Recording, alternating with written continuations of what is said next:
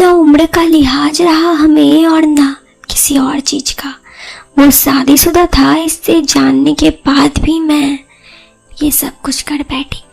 Good morning India. दोस्तों नमस्कार।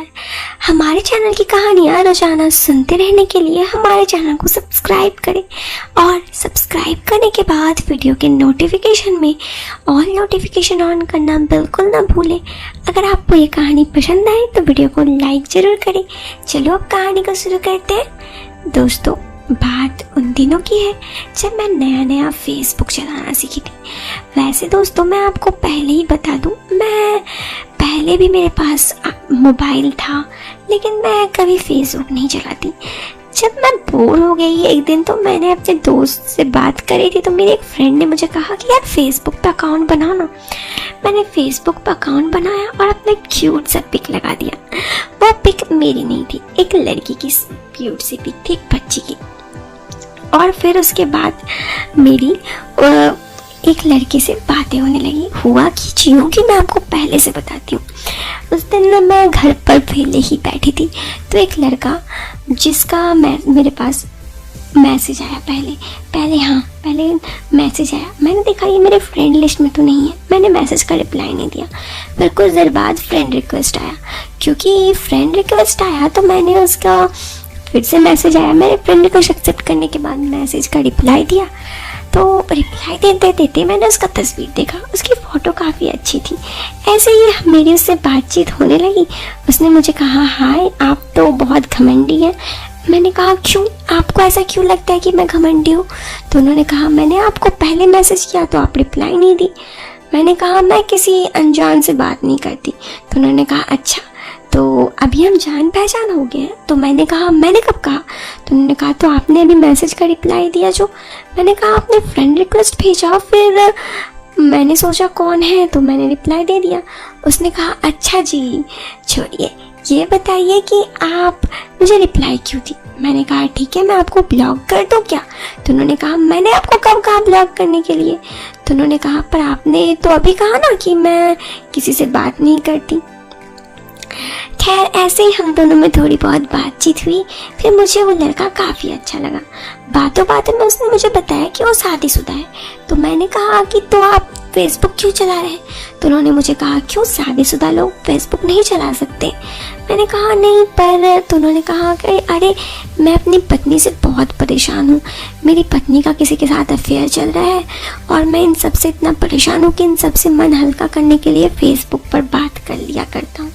मुझे उनकी बातें सुनकर थोड़ा बुरा लगा, क्योंकि जो उन्होंने कहा फिर मैंने उनसे और बातचीत की तो उन्होंने मुझे बताया उनका जो लोकेशन था, वो एड्रेस वो मेरे घर से करीब 1.5 घंटे के रास्ते में था।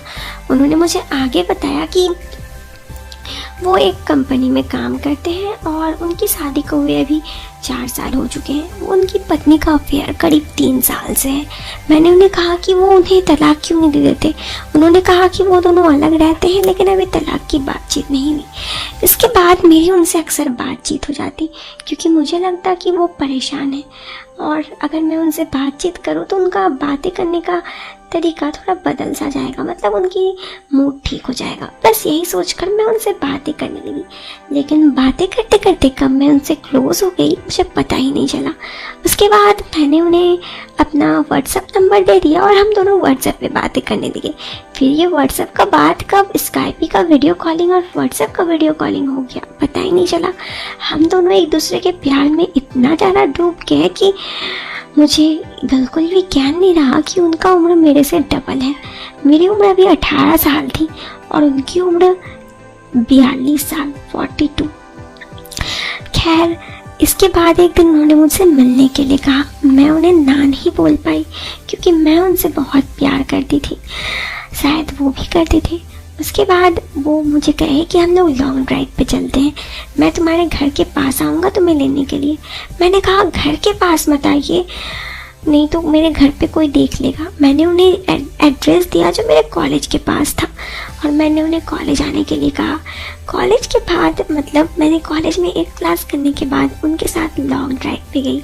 लॉन्ग ड्राइव पे जहाँ रास्ता सुनसान था वहाँ पर हम दोनों रुके और बातचीत करने लगे।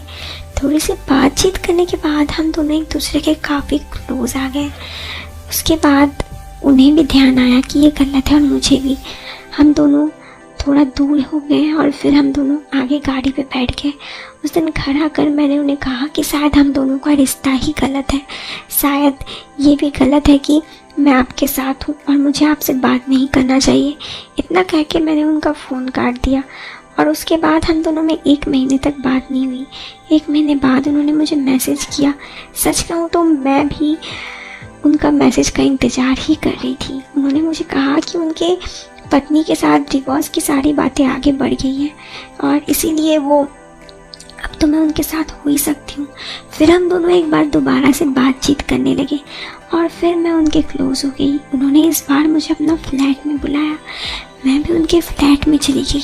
शायद न उम्र का लिहाज रहा, शायद मैं ये भी भूल गई थी कि वो अब भी शादीशुदा हैं। मैं उनके फ्लैट में गई और ये मेरा पहला मौका था, मेरा कोई बॉयफ्रेंड नहीं था, इसलिए मैं उनके बहुत ज़्यादा क्लोज आ गई और मैं उनके साथ प्यार में वो सब कुछ हद पार कर गई जो मुझे नहीं करना चाहिए था।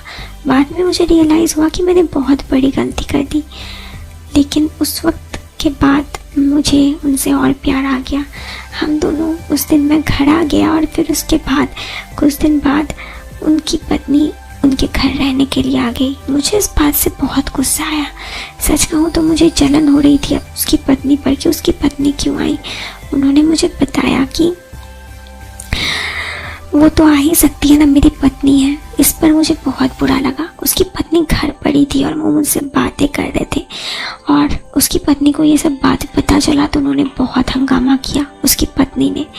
उसके बाद फिर उस दिन 2 दिन तक उनसे मेरी बात नहीं हुई। 2 दिन बाद उन्होंने मुझे फिर कॉल किया और कहा कि ये दिक्कतें हैं, अब मैं तुमसे बात नहीं कर सकता, इस बात को समझो, मैं तुम्हारे साथ बात करके बहुत गलत कर रहा हूँ।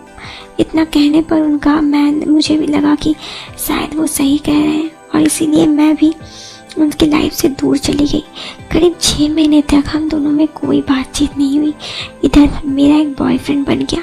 मैंने अपने बॉयफ्रेंड से ये सब रिश्ते के बारे में, मेरे पुराने रिश्ते के बारे में कुछ नहीं कहा था, क्योंकि मुझे पता था कि अपनी उम्र से इतने ज़्यादा बड़े लड़के से प्यार करना शायद ठीक ना हुआ है मेरा। इसलिए मैंने अपने बॉयफ्रेंड को इस बारे में कुछ नहीं कहा। खैर ऐसे ही कुछ दिन समय गुजरा और एक दिन फिर मेरा उनका मैसेज आया। उनके मैसेज आने पर मैंने अपने बॉयफ्रेंड से सब बात ही कर रही थी, अपने बॉयफ्रेंड का मैसेज का रिप्लाई देना बंद कर दी और रात भर उनसे फेसबुक पे बात की। उनसे बातें करने पर वो बोले कि उनकी पत्नी का फाइनली डिवोर्स हो गया है। उन्होंने मुझे प्रपोज किया और कहा कि क्या अब हम साथ रह सकते हैं। हम दोनों की इससे पहले 2 बार ब्रेकअप हो चुकी थी, लेकिन हम दोनों एक दूसरे से शायद बहुत प्यार करते थे। ये सुनकर कि उसकी पत्नी नहीं है, मैं उनसे मिलना चाहती थी। हम दोनों ने उनके घर पे मिलने का प्रोग्राम बनाया। मैं उनका घर गई और उनके घर जाते ही उनसे लिपट गई। 6 महीने बाद मैं उनसे मिल रही थी।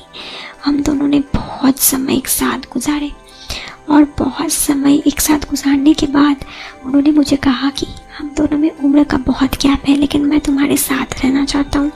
मैंने भी फैसला किया कि मैं उनके साथ रहना चाहती हूँ और फिर मेरी अभी तक शादी नहीं हुई है। मैंने अपने बॉयफ्रेंड से भी ब्रेकअप कर लिया और मैं इनके साथ हूँ बहुत दिनों से। मैं इनसे बहुत प्यार करती हूँ। पता नहीं हमारा कौन सा रिश्ता है, उम्र में मेरे से डबल पड़े हैं, लेकिन अभी उनके साथ क्या रिश्ता मुझे नहीं पता, लेकिन अभी मैं उनके साथ हूँ। दोस्तों मेरी उम्र 18 है, उनकी 42। क्या हम दोनों को साथ रहना चाहिए? क्या हम दोनों को शादी करनी चाहिए? दोस्तों कहानी तो ख़त्म हो गई, लेकिन कहानी में इस लड़की ने जो क्वेश्चन आपसे किया है वो सवाल का जवाब जरूर देना। क्या 18 साल की लड़की को 42 साल के इंसान से प्यार हो सकता है? क्या इस प्यार का कोई उम्र है? अगर मेरी बात मानो तो प्यार कब भी हो सकता है। आपको भी पता है कि प्यार की कोई उम्र नहीं होती, लेकिन शादी से पहले, वैसे मैं ये नहीं कहती कि शादी से पहले लोग एक दूसरे के साथ नहीं रह सकते, लेकिन ये ज़रूर करती हूँ कि अगर इतने उम्र है तो शायद उन्हें शादी कर लेना चाहिए। नहीं तो अगर वो शादी नहीं करते तो अलग हो जाना चाहिए, नहीं तो उस लड़की का ज़िंदगी बर्बाद हो सकता है। उस लड़की का तो कुछ नहीं होगा, लेकिन लड़की का ज़िंदगी बर्बाद हो सकता है। मुझे ये सवाल एक मेरी फ्रेंड ने भेजा था अपनी कहानी। अगर आप भी मुझे अपनी कहानी शेयर करना चाहते हैं तो डिस्क्रिप्शन में आपको एक जीमेल आईडी मिल जाएगा, वहाँ से आप मुझे भी अपनी कहानी शेयर कर सकते हैं। आप क्या सोचते हैं इस बारे में, आप मुझे कमेंट बॉक्स पर ज़रूर बताना। मैं मिलती हूँ आपसे फिर एक नए वीडियो में, तब तक के लिए बाय बाय, टेक केयर, जय हिंद, वंदे मातरम दोस्तों।